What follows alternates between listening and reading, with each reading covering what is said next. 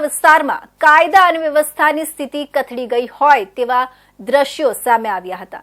ચાંદખેડા વિસ્તારમાં ગેંગવોરનો કિસ્સો પ્રકાશમાં આવ્યો હતો, જેમાં એક વ્યક્તિની હત્યા કરી દેવામાં આવી હતી। આ સમગ્ર મામલે અમદાવાદ ક્રાઇમ બ્રાન્ચ દ્વારા 8 આરોપીની ધરપકડ કરવામાં આવી અને સમગ્ર ઘટના વિશે માહિતી આપવામાં આવી છે। ગત 13 નવેમ્બરના રોજ સવારે 11:15 વાગ્યાની આસપાસ શહેરના મોટેરા સ્ટેડિયમ રોડ પર સહજાનંદ પાર્ક કોમ્પ્લેક્સની સામે એક જ સમાજના બે જૂથ વચ્ચે મારામારી અને ઝઘડો થયો હતો, જે ઝઘડો ઉગ્ર બનતા સરદારજી ગોપાલ વણઝારા નામના વ્યક્તિની હત્યા કરી દેવામાં આવી હતી। ઉપરાંત અન્ય 3 વ્યક્તિઓ ગંભીર રીતે ઇજાગ્રસ્ત થયા હતા। ઘટના બનવાના કારણની વાત કરવામાં આવે તો સોશિયલ મીડિયા ગ્રુપમાં વણઝારા સમાજની મહિલાઓ સફાઈ કરતી હોવાનો વિડીયો વાયરલ થયો હતો। આ મહિલાઓ કયા વિસ્તારની છે તે બાબતના ચેટમાં ચાંદખેડા મોટેરા વણઝારા વાસના સોમાજી નામના વ્યક્તિએ આ મહિલા મેમનગર વિસ્તારની હોવાની કોમેન્ટ કરી હતી।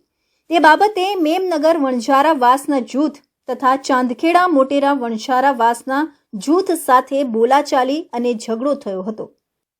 આજે પકડાયેલા છે આરોપીઓ, એમાં જે છે હંસાજી ઉર્ફે હસમુખ, વિષ્ણુજી વણઝારા, મોતીજી વણઝારા, કમલેશ વણઝારા, રણજીત ઉર્ફે ગોટલી, રમેશ ઉર્ફે કાળુ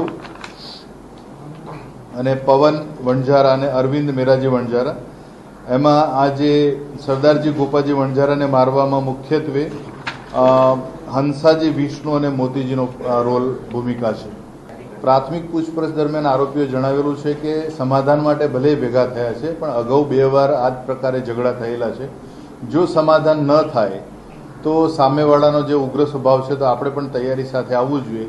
એ રીતે બંને સમૂહના લોકો એમની પાસેના નાના મોટા હથિયારો સાથે આવેલા, લાકડી અને એ પ્રકારની વસ્તુઓ। તારીખ 13 નવેમ્બરના રોજ મેમનગર તથા નિકોલ વણઝારા વાસના લોકો ચાંદખેડા મોટેરા વાસ ખાતે સમાધાન માટે આવ્યા હતા।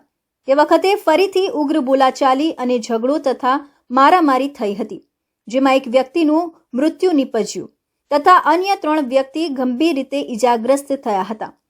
આ સમગ્ર મામલે આ ઘટના સાથે સંકળાયેલા 8 આરોપીની અમદાવાદ ક્રાઇમ બ્રાન્ચ દ્વારા ધરપકડ કરવામાં આવી છે, જેમાં હંસાજી ઉર્ફે હસમુખ, વિષ્ણુ વણઝારા, મોતીજી વણઝારા, કમલેશ ઉર્ફે રાકેશ, રણજીત ઉર્ફે ગોટલી, રમેશ ઉર્ફે કાળુ, પવન વણઝારા અને અરવિંદ વણઝારા સામેલ છે।